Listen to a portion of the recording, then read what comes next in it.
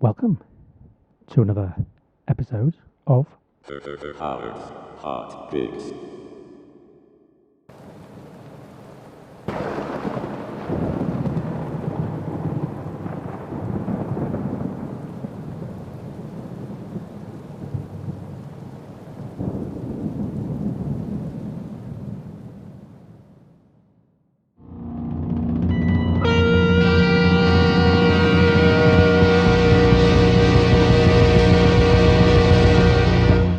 First, on to what's on in Camden Town this week. This Sunday, the 10th of November, I think it's about time you headed down to the Jazz Cafe once more. And if you do this Sunday, this is what you'll find.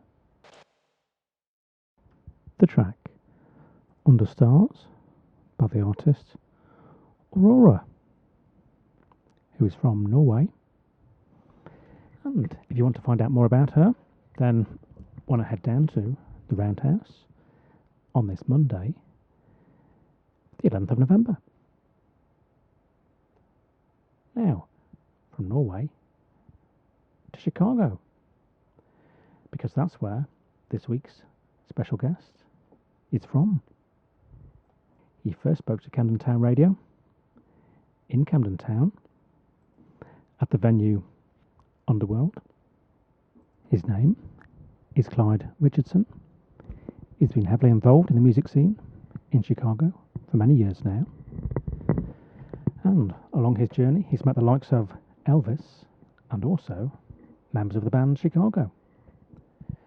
So, to find out more about his life in music, we spoke to Clyde on the line from Chicago.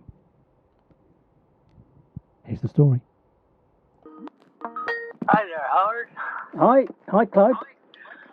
How are you doing? Great, thank you. Yes, it's great to speak to you. And this time, you on the line you from as well. Chicago.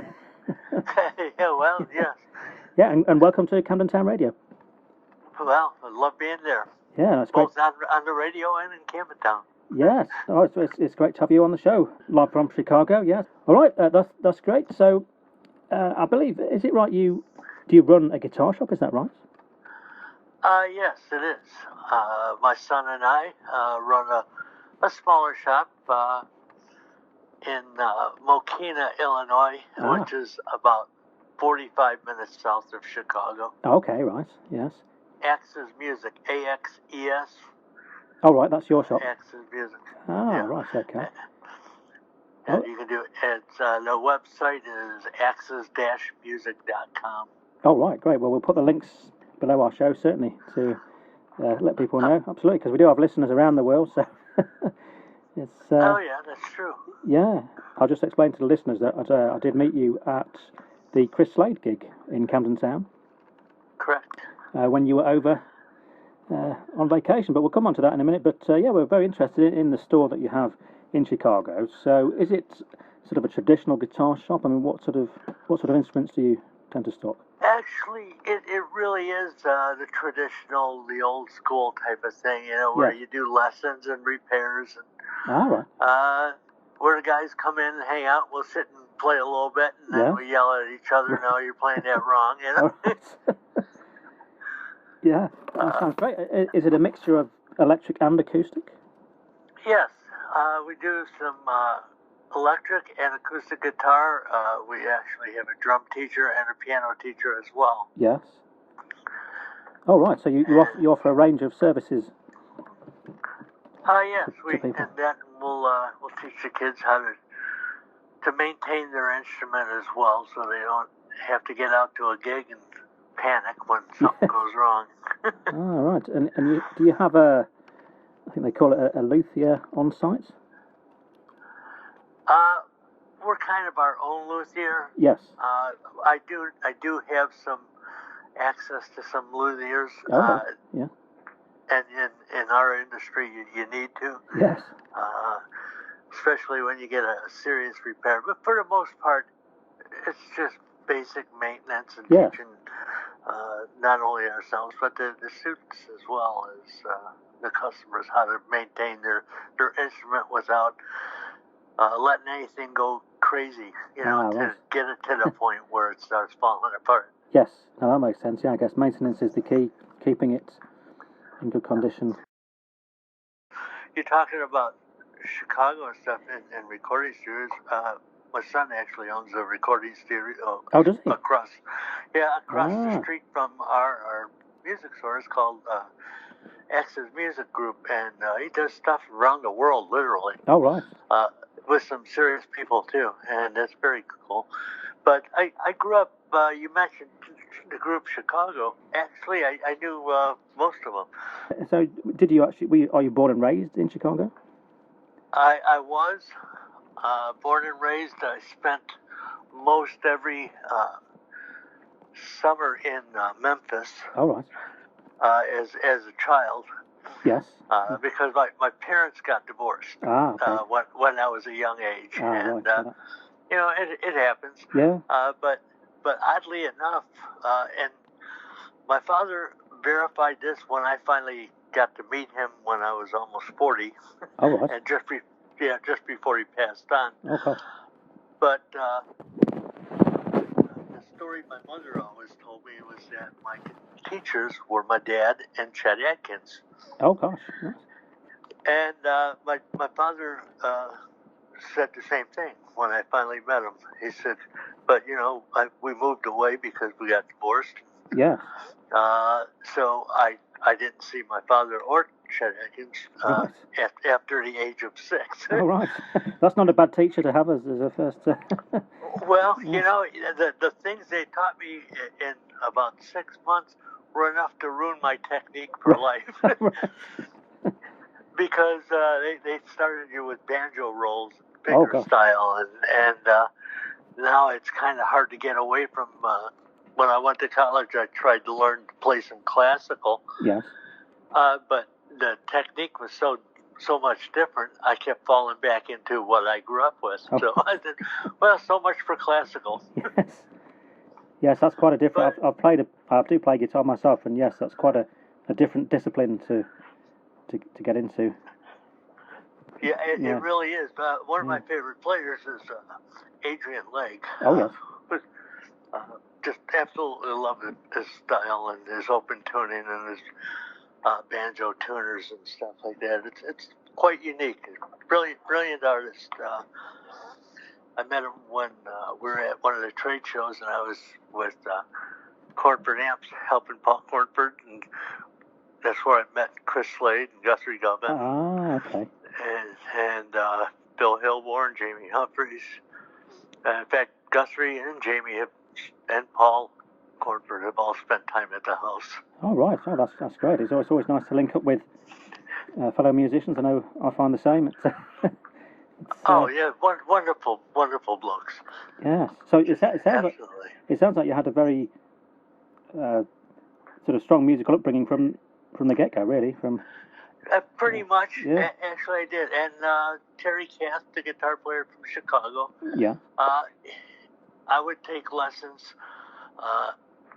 before him from our teacher up by when I lived up north. Okay, yeah. And it was by O'Hare Airport and a little town called Bellwood. Right. Stu Pierce was our teacher. Oh, yes. And as a player, he was sloppy. Right. and he would chain smoke, and he would sit there and pull a flask out and start swearing, "You kids are going to drive me crazy." And I'm sure we were, because every time I saw Terry, he either smacked me across the back of the head because he was a couple of years older than me, or he would just start making fun of me as a younger child. But Stu Pierce was a brilliant teacher. He had a 3-piece jazz band that he would play out every now and then. Yes. And even though his technique was sloppy, he knew what it was supposed to be. Yes, I see. Yes. And he taught a lot of good students over the years, and he was a wonderful human being and would do anything for any musician. And even after Chicago made it, when they're just starting out, Yeah. they were getting all kinds of press and stuff, and start playing different gigs, and Stu would go to the gigs and say, no, you should try this, try that, and help them with the whole package. And, all right. So he was a key influence from the... Oh, he was a wonderful man. Yeah. Wonderful man. So was it... You saying Terry was there, was he also taking lessons with you at the same time? Well, not at the same time. He took them right after I did. Oh, I see. Right. Oh, so you meet him sometimes as you were... Yeah, as I was leaving, he was coming in or something. Yes. And I think he was like 3 years older than I was. And, right. So are we talking... is he sort of... Are we talking... you're still in your teens here, or what? I was about 11. Oh, right. So he's... And so Terry had to have been about 13, 14, something like that. Yes. Oh, right. So quite early on, you were amongst members of the band Chicago from, which I guess was quite likely as you were involved in music in the Chicago area. So I guess it was a strong chance that your paths would cross. Well, thanks to a little band that you guys came out with when I was younger. I think they were called the Beatles or something. Right. They had such an influence on the world, but yes. that really made the Chicago music scene just start flourishing like crazy. Oh, right. So they were a big...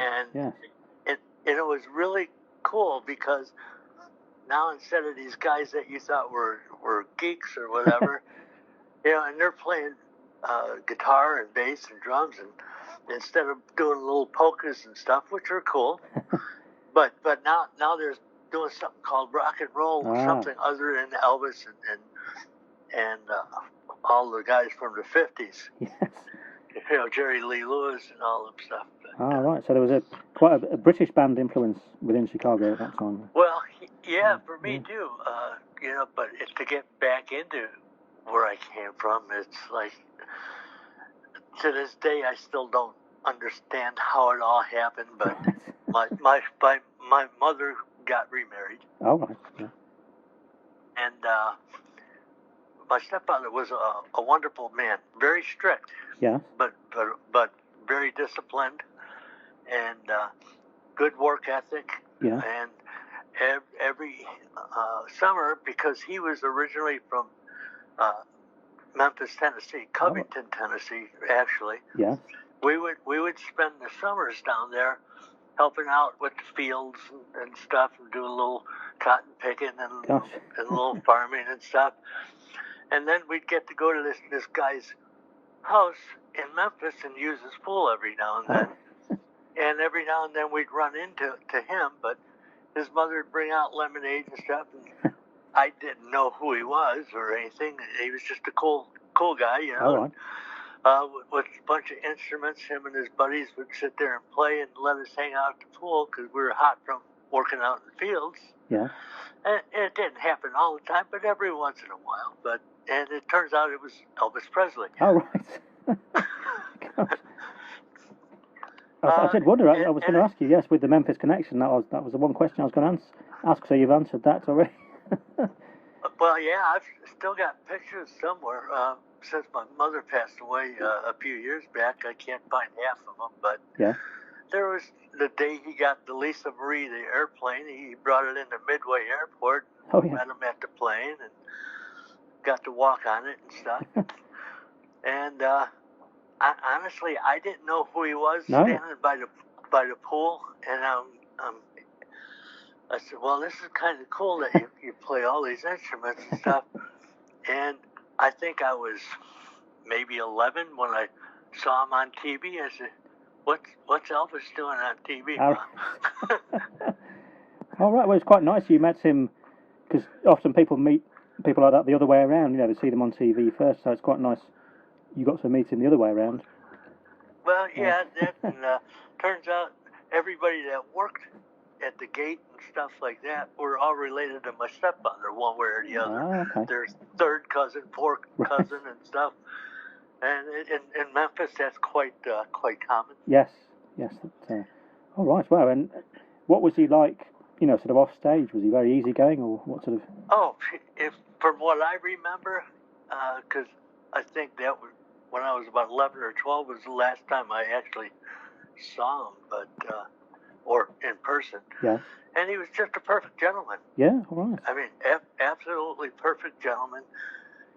His mother, Gladys, would come out with some lemonade, and he'd make sure everybody got some, and some popcorn and stuff like that. Oh, right. Wow. So, Nice. yeah, and took us into the house and showed us around. But even though my stepfather would yell, "No, stay out of there! You get the house dirty and stuff." All right. So, are we in the 50s or the 60s then here? Let's see. That had to have been the early 60s. Early 60s, yes.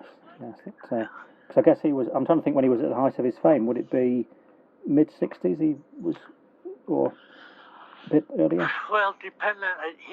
He kind of had, from what I paid attention to anyway. Yeah. I think he had two different sets of successes. Ah, right. Yeah.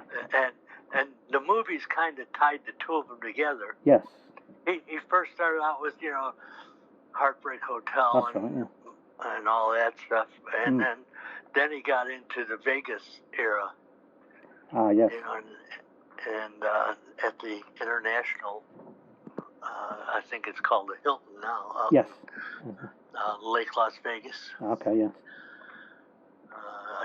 I'll have to ask Chris Slade. He probably knows more than I do. I've never told Chris this story. Oh. When I see him in Vegas, I'll tell him. Yes. We've got a place in Vegas. All right. And usually for the winter because Chicago's getting cold. Actually, yes, I've heard that the winters can be very cold and lots of snow and so on in. Yeah, it's a lot like London. Yes, that's it. Yes, but I think even colder winters, don't they? Even lower temperatures. I mean, can it? I think. Yeah. We went to the Dominion a few years back, and I yeah. think we had to walk a couple of blocks, and it was probably the coldest I think I'd ever been in my life. Right.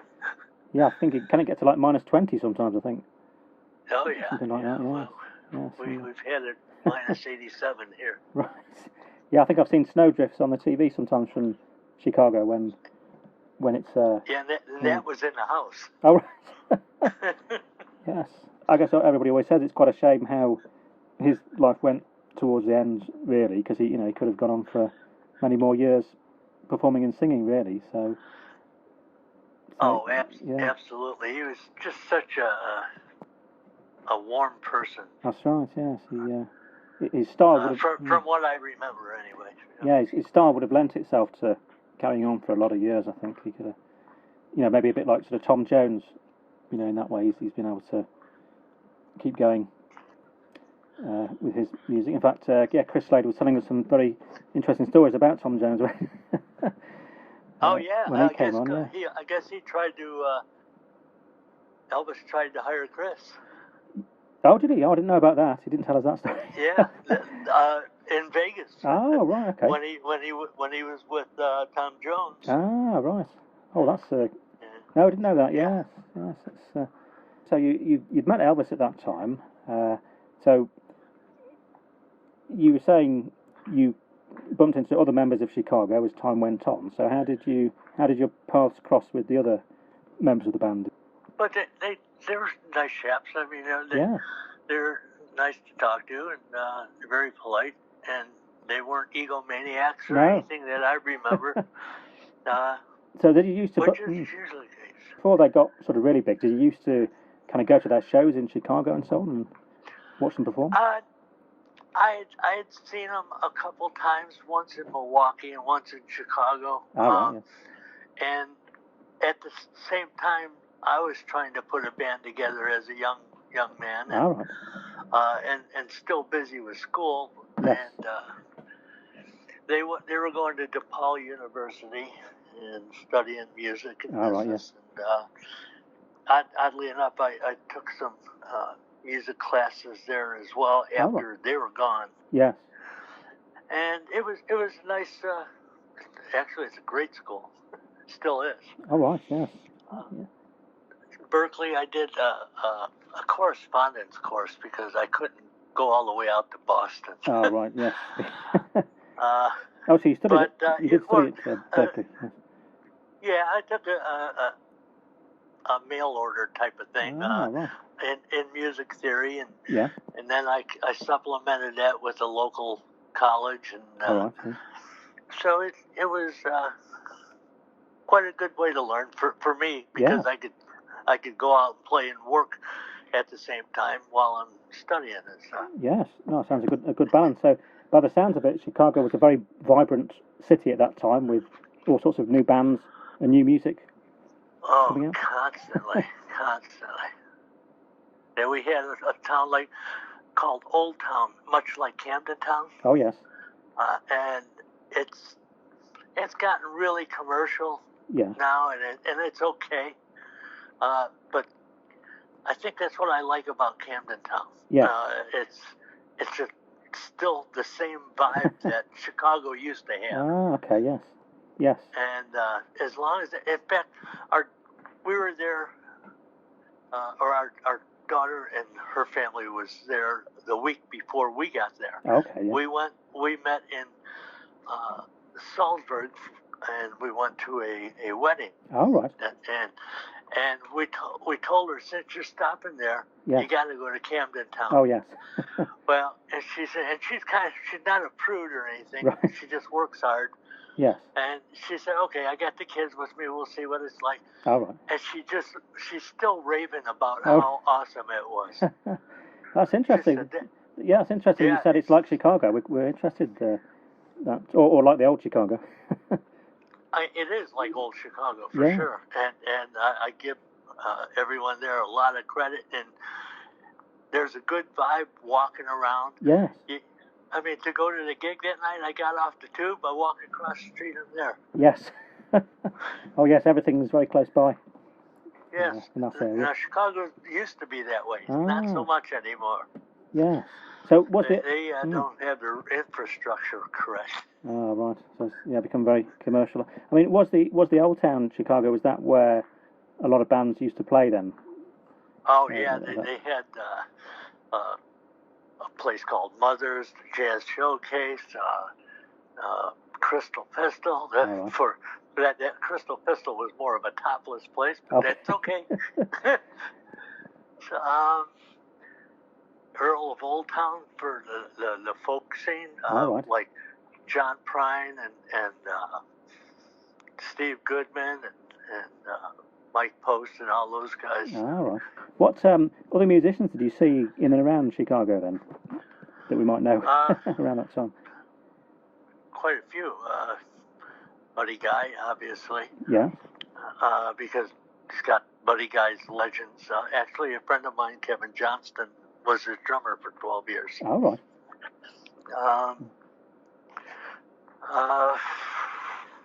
Eddie Vedder, obviously. Yes. Yes. And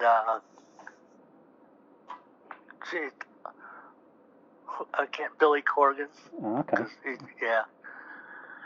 And there's hundreds of them, but a lot of them come in and out. Yes.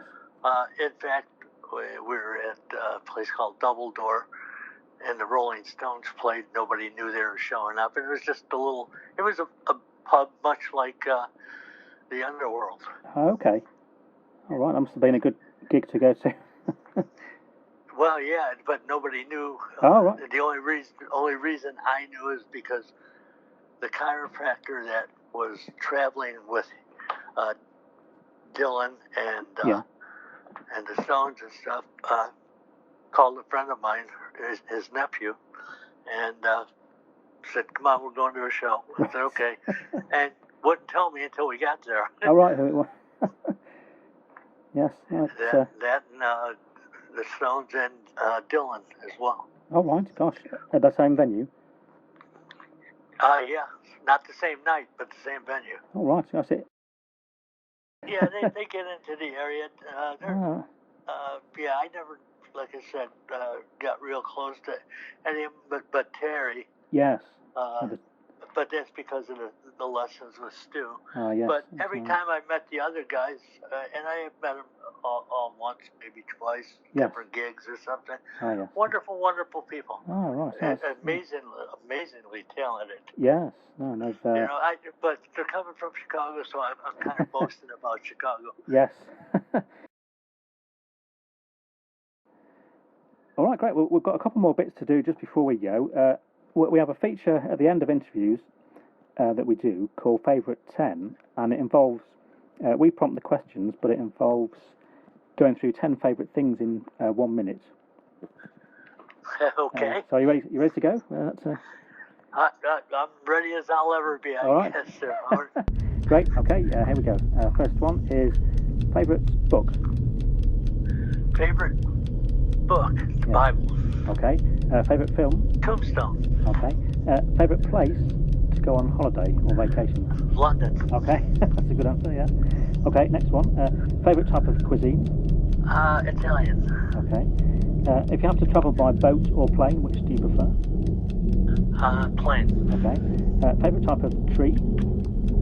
White oak. Okay. Favourite fruit? Watermelon. Okay. Favourite terrain, countryside or town? Countryside. Okay. If you have to go hiking or cycling, which would you choose? Hiking. Okay. And you're in a restaurant, you have to choose between starter or desserts, which one would you choose? Starter. Okay. That's great. I think you've answered those in just under a minute, so a pretty good time. Good deal. Great. Well done, Clyde. Some good answers there. Hi, this is Clyde Richardson from Chicago, Illinois on Camden Town Radio with Howard, the man himself. And you need to listen up and you need to pay attention to the station because it's awesome. And keep rocking.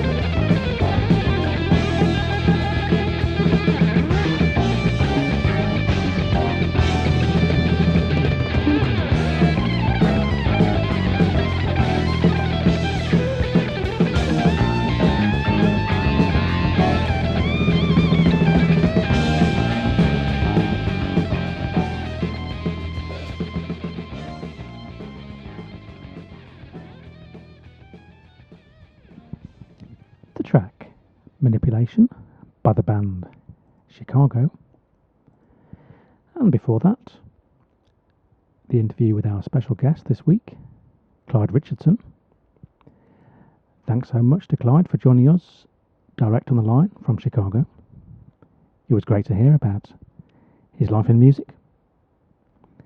And we'll be posting an extended interview with Clyde on our website very soon. So stay tuned. Okay, so back to what's on in Camden Town this week. Well, we've already had the track Thunder and Lightning by the band Chicago earlier on. And if you'd like some more lightning, then this Tuesday, 12th November, you should head down to Underworld.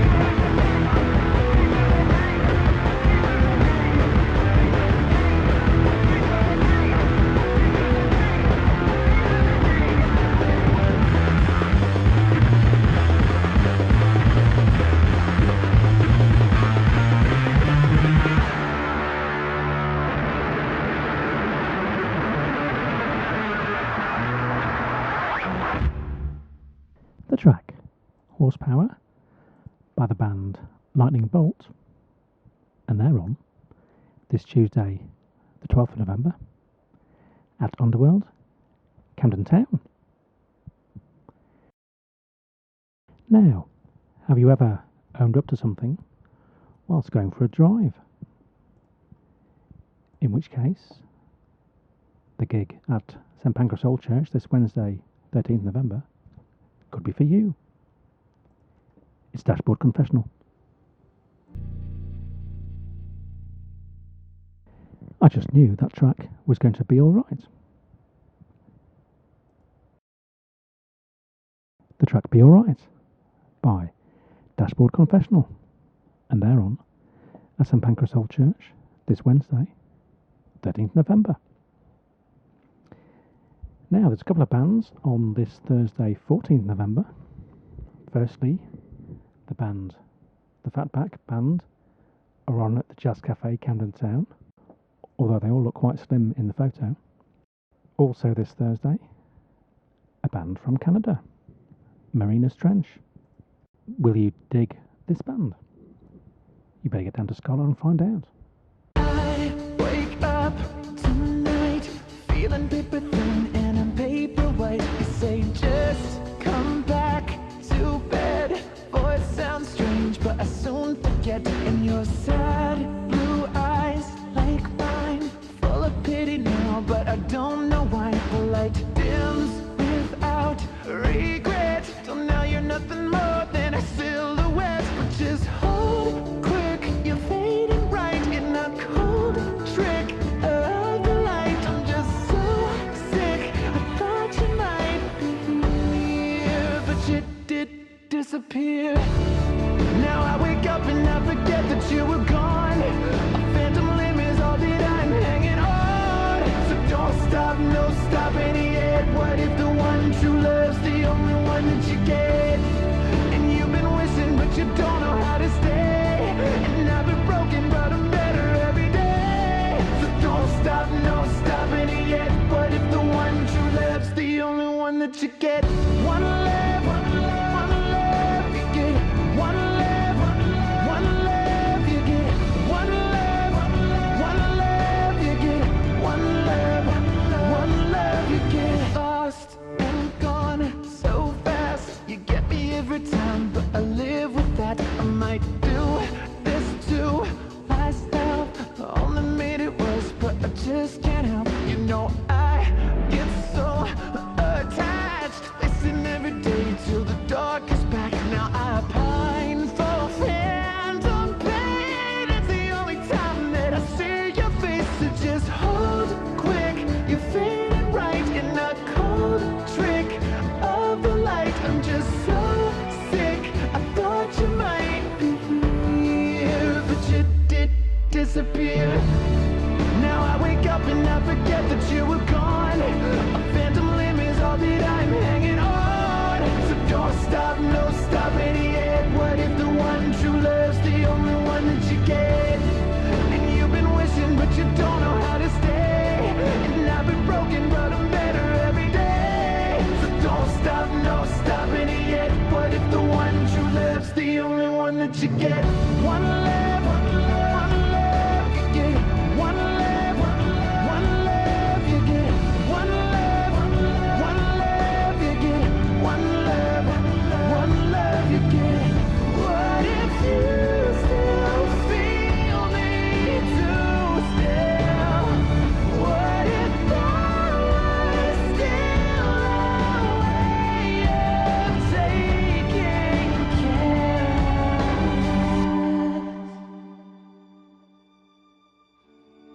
What if I wake up tonight and you were real? What if we could find a way to try to heal?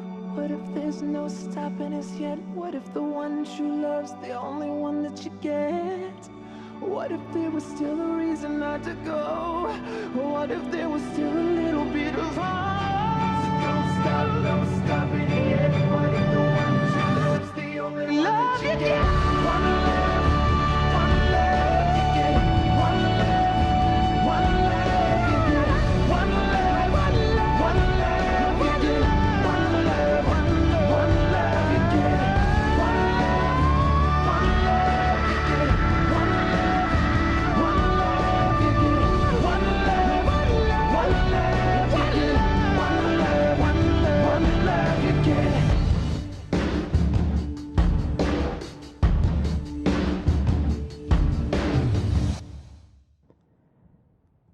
track One Love by the band Marinas Trench.